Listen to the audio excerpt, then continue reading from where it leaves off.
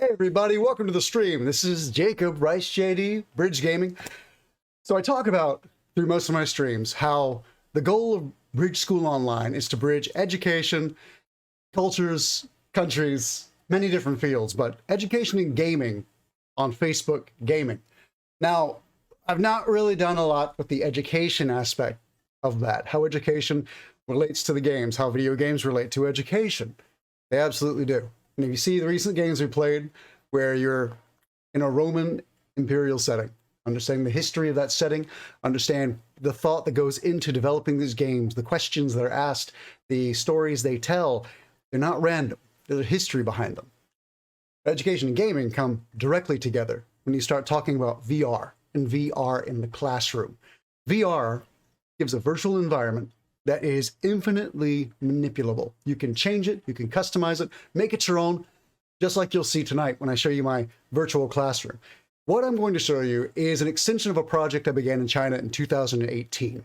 It's been about, well, going on 3 years now. 2019, the pandemic came along and changed everything, really. And in the wake of that, Chinese education laws have changed more recently. So this project is now here in America, starting with Facebook Gaming. To put little things out there, use it a little bit as I build this gaming education page. But what you're going to see this evening is a demo classroom. It's built in Google Tilt Brush. It looks just like the classroom, almost just like, very, very close to the classroom that I had in this test program in China. This was being developed along with a Chinese developer friend, and we used technology from Xiaomi to build a virtual environment for a classroom. Now, there are some functions that aren't going to be present in Tilt Brush right now. Here's the rub. Here's the catch. With Tilt Brush has gone open source as of January this year, January 16th, I believe, 2021.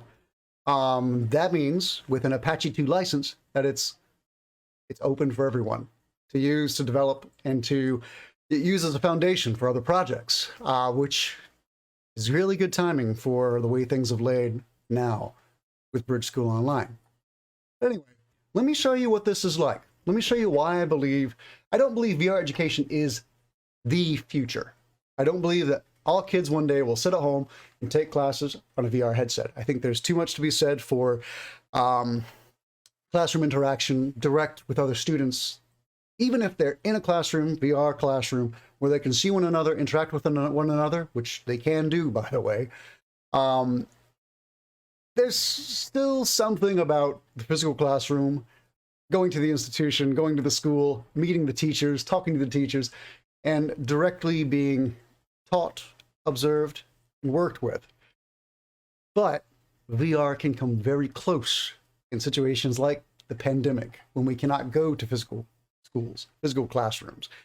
It gives us a virtual, yet also very physical environment, depending on how you have things set.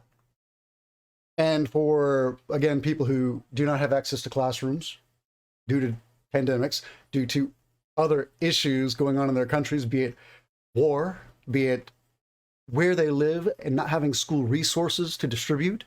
Again, VR, virtual world, you can program anything into it, you can place anything into it, and it can be perpetual. If it's hosted on a server, you can have a perpetual classroom environment.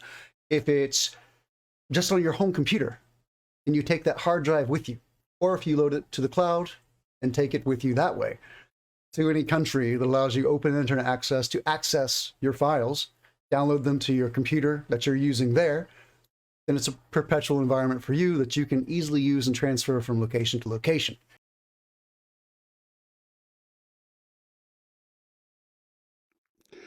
But you have the skeleton now. So you could take a mat hull and say white. I did this with my daughters earlier and they thought it was hilarious. So I can make three-dimensional eyeballs. And what color should his eyeballs be? Let's make them my wife's favorite color. What color is that, Elizabeth? Brown like your eyes? No, they're going to be teal. An aqua blue. No offense. There we go. Now we have some crazy skeleton eyes there. And then you can go in any of these models. Remember, we're in a 3D space, so you can draw anything you want in relation to the object you're working with. I can walk around it, look at it from behind. We can add, there we go. Let's see. We can get a peach colored, and we can go here. We can even add a nose. So you can draw the body parts on your skeleton. Eyes, nose. At some point, this will probably look a little creepy, but ears. The ear might be a little off, but that's all right. Ears. Mouth. Mouth I might change and use the lofted brush here. And red, of course. Go and give him red lips, or her, as it might look more now. There we go. I mean, you know, things like that. You can be as silly or as serious as you want about these things. You can go in and you can add, I want my poly tool again, my hull tool, use a matte hull, and make a heart. There's his heart. Now we want to be a little more detailed, and we want to add some blue and add 2 lungs. And you can see where you're drawing, and you can put them exactly where they belong. Maybe you're not happy with the way that second lung looks. I'm not entirely happy, but it would work. I can select it, and what else can I do? I can now... No, not chuck it. Hold on. I can select it. Sometimes it's a little tricky to get back to them. I don't want the whole skeleton. I want this little bit right.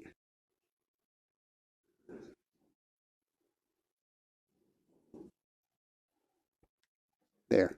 That's what I want. Grab that lung and I can move it forward, tilt it, rotate it, whatever I feel like I need to do to make it look more how I want it to look. And then, of course, you could draw all of the other body parts on the inside, on the outside. If you want to give it legs, this is brave. I've not actually practiced doing this, but I'm going to try it. I want it to be the same color as the nose and ears. So you can use your dropper tool and select your color. And then, of course, since we're making 3D shapes now, use a hull, a matte hull, or unlit hull, and make sure you can see this correctly. You know what? Let's do an arm instead. You can see the arms better, I believe. There. So I'm going to expand this out. And now he has skin. He has an arm. And you can go and be as detailed as you want to be, as detailed as you need to be for the lesson you're teaching. And when you're done with them, you can just, since we have saved the classroom previously, we don't need to save this rendition. So each time I would teach, when teaching in VR, I would use the same classroom, the same base, the same template. And then each piece, when I'm done with it, the skeleton, maybe I want to keep him. So I'll take him and place him back on the shelf, right where he was. A little too tall, make him a little smaller. And done with these things, now we have this 3D face. And pull this down. I'll change this back to my head in just a moment. I have to figure out why that's so off. This camera is very different than the Oculus head camera for some reason. It wasn't like this yesterday when I was practicing all of this, but that's all right. Things are going to happen. There we go. So now I'm going to go back to my head cam, since I know that this is a little problem. Highlight all of this because I'm done with it. Or you know what? I don't have to highlight that. I could just go with my eraser tool and pull it on in like a little vacuum. There we go.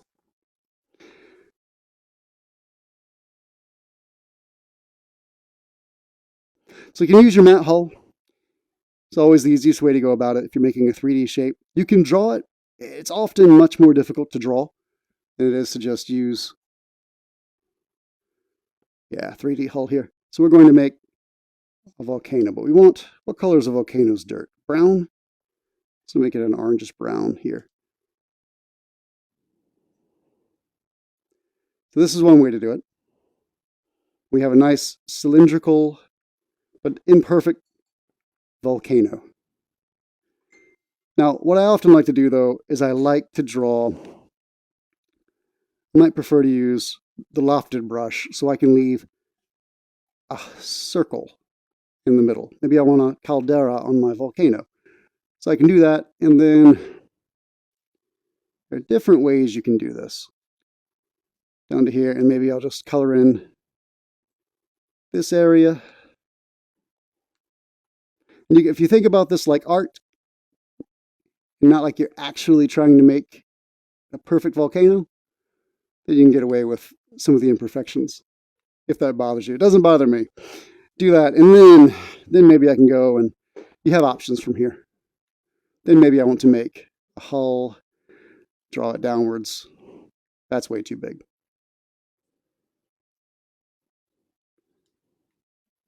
Incorporate that bottom section. There we go. Something like that. And let's see. You're teaching kids, okay, kids, what comes out of a volcano? Anybody know?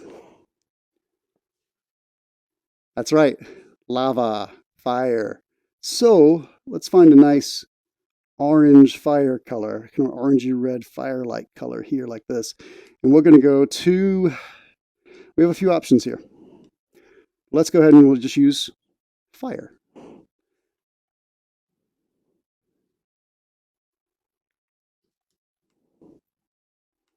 There we go. Let's make our volcano explode. How's that? You can see the fire is animated, so the fire is burning, and we can add some lava, the same color, coming down the side of the volcano. Oops, not like that though.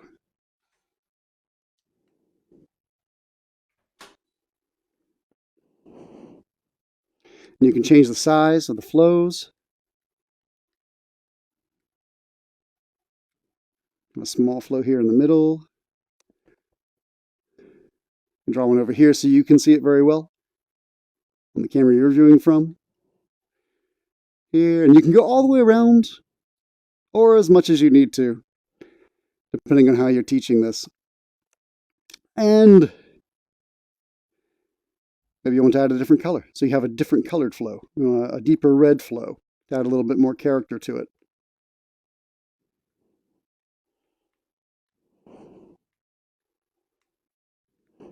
Something like that. Now, we can add some smoke. And smoke is going to be some color, some shade of gray. Make sure we have something gray like that. And add some big smoke coming out of the top. Some slightly lighter, smaller smoke coming out of the sides here. Well, it should let me go smaller. Well, that's all right. Like that. Now we have a three-dimensional volcano. And with this, it's very easy to go in and begin discussing. Go back to the fire, and I'll use my dropper. Select the same color as the fire here. And we can create, actually I want to use the light, create lava tubes.